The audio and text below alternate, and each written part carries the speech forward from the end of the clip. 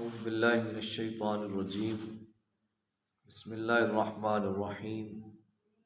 فبدل الذین ظلموا قولا غیر الذی قیل لهم فانزلنا علی الذین ظلموا رجزا من السماء بما كانوا یفسقون صدق اللہ مولانا العظیم۔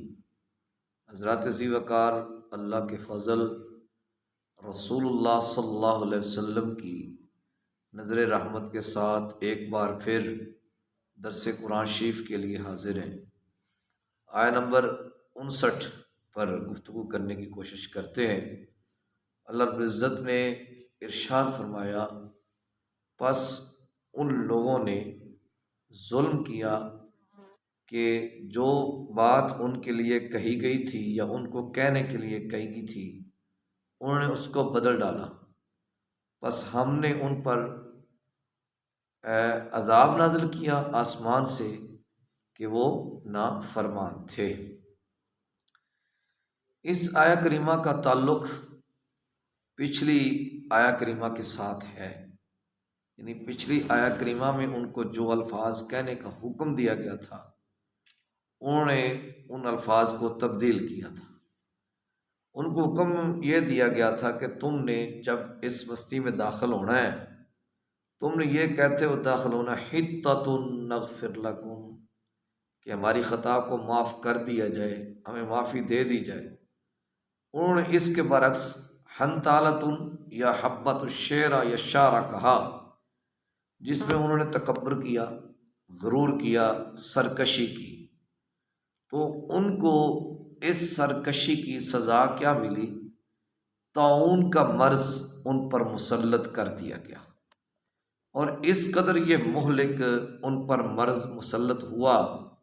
کہ 70,000 بندہ اس کا شکار ہو گیا۔ 70,000 بندہ اس بیماری میں مبتلا ہو گیا۔ تحریف اس چیز کو کہتے ہیں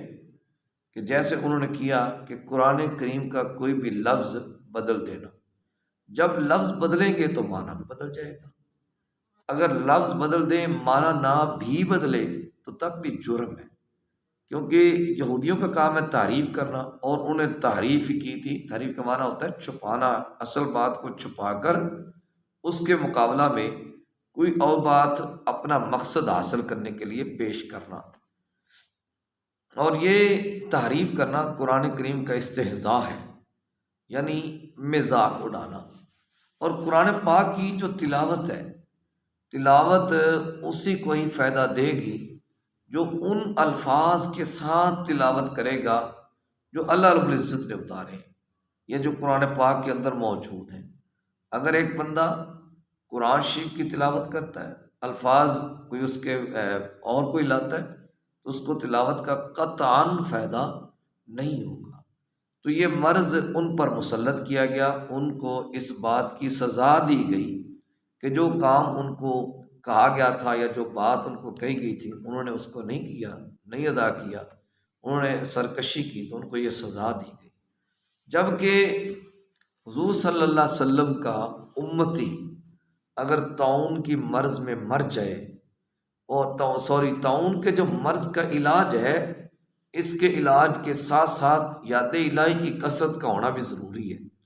یعنی جب طاعون کی مرض کا علاج چل رہا ہو تو زیادہ سے زیادہ اللہ رب العزت کو یاد کیا جائے، قرآن پاک کی تلاوت کرنے کی کوشش کی جائے، نماز پڑھنے کی کوشش کی جائے، نوافل پڑھنے کی کوشش کی جائے، اللہ کا ذکر کرنے کی کوشش کی جائے، رسول اللہ صلی اللہ علیہ وسلم کی ذات پہ درود و سلام کے تحفے پیش کرنے کی کوشش کی جائے،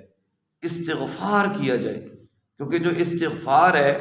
یہ ہر چیز کا حل ہے۔ امام حسن بصری رحمۃ اللہ علیہ کے پاس کچھ لوگ آئے،